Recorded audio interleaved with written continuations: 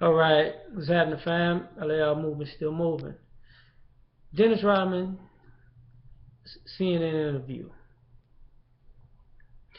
You know, he went to North Korea once before, and they fucked with him about it. Now he goes back and he brings some other basketball players, and they fuck with him about it. And here's the thing I have. Here's the problem I had. So I just had to watch the interview. So people keep talking, talking that shit. Dennis Rodman going crazy. Well, they said about 50 times we're not politicians. So he tries to bait him into a conversation about politics when they went over there to play some basketball. Now, because they didn't go to a country that the United States deems likable, they have a problem. And here's the problem. So these guys go over there, and they're not politicians. They're not over there for politics. This ain't no foreign policy thing. It's just a basketball thing. And politicians are mad because they can talk to people as basketball players that politicians in the United States can't talk to. So you're mad at that. Then you're mad because they black and they doing it. Then you're mad because they're supposed to be washed up and no good to society, and all of a sudden they can make moves you can't make. And then you want them to talk to the officials in that government about a United States citizen who's basically locked up over there.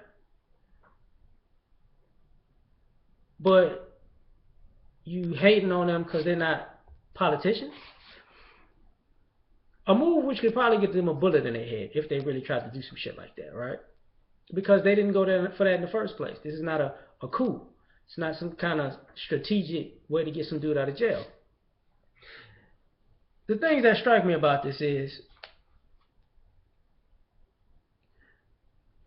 Chris Cuomo was basically trying to put these guys in a position that they're in another country doing something that has nothing to do with politics, and he disrespects them because they're not politicians, but then wants them to make a political move that will ultimately get them in a shitload of hot water. That, by the way, this United States of America would not get them out of, because they couldn't get the other dude out of their country who did whatever he did. And this is where this shit goes left for me. If a motherfucker goes to another country and gets their ass arrested, 9 times out of 10, they did some shit they weren't supposed to be doing. Hello? Just because you're an American don't mean you can go to another country and not know their customs and cultures and their laws and what's legal and illegal and just disrespect all of their land because you say you got an American ID. The fuck are you thinking? So, that part out the way. Dennis Rodman goes off. He said, you know what? You ain't going to have to take the abuse that we take when we go back to the United States. This is a part that interests me very much. I used to live in Chicago. I grew up on the west side of Chicago. I was there when the Bulls was just beating people's ass. It was fun. Dennis Rodman is off the chain as a person, but he ain't never been dumb. Never. Never, not once. Unapologetic, but never dumb. So you insult this man's intelligence on national TV, and then you act like he shouldn't be insulted, which is some cowardly shit to do. Because I guarantee you, when they come back to America, Chris Cuomo ain't going to want to do an interview with him in the same room, face to face. Hell no. He wanted to wait till they were over the country, and which, by the way, probably makes the North Korean leaders look at the basketball players with more respect and look at the United States media with less respect and government, because basically Dennis Rodman said, hey, fuck you, man. You trying to get me killed because you don't like that we can do something that you can't do. You're a fucking hater. But not even saying it's Dennis Rodman. It's 10 other people there with him. And they got people with them. But here's the thing. If this was John Paxson and Steve Kerr, with Larry Bird, Chris Mullin, Sean Bradley,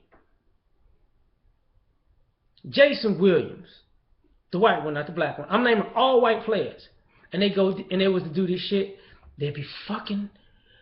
These guys are like the smartest, smoothest sports are global translation and everybody loves it type shit. So he knows this already. You know this if you're watching this.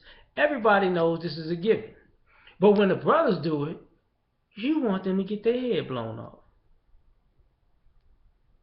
for playing basketball. When you was cheering for him and you was calling him a nigga, that wasn't good enough for you. When he retired and you was calling him a nigga, that wasn't good enough for you.